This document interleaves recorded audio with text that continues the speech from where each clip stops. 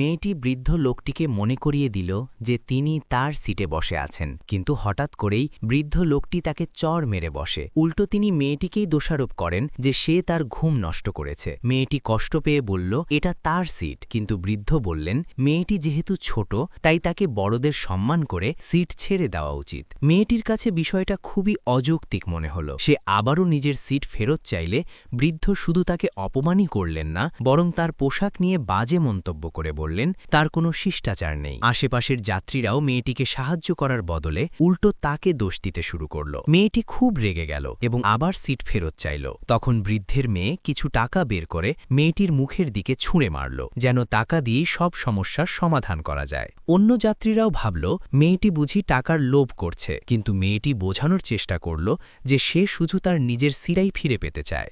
এ কথা শুনে বৃদ্ধ আরও রেগে গিয়ে তাকে মারতে এগিয়ে এলেন। মেয়েটি দ্রুত সরে গেলে বৃদ্ধ ভারসাম্য হারিয়ে মাটিতে পড়ে যান। তখন তার মেয়ে ইচ্ছে করে নাটক শুরু করল। সে বলল তার বাবার অসুখ আছে, তাই তিনি মেয়েটির সিটে বসেছিলেন। বৃদ্ধ সঙ্গে সঙ্গে সেই নাটকে সায় দিলেন এবং ভীষণ কষ্টে আছেন এমন ভান করলেন। এটা দেখে ভিড়ের মানুষ মেয়েটিকেই দোষ দিতে লাগল। তারা মেয়েটিকে ধাক্কা দিয়ে ফেলে দিল এবং তার ব্যাগ তল্লাশি করল।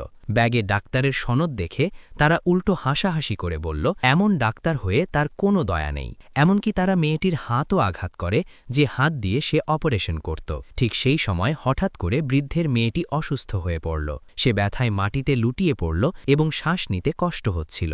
তখন বৃদ্ধের মনে পড়ল এই মেয়েটি একজন ডাক্তার। তিনি সঙ্গে সঙ্গে মাটিতে হাঁটু গেড়ে বসে মেয়েটির কাছে অনুরোধ করলেন তার মেয়েকে বাঁচানোর জন্য।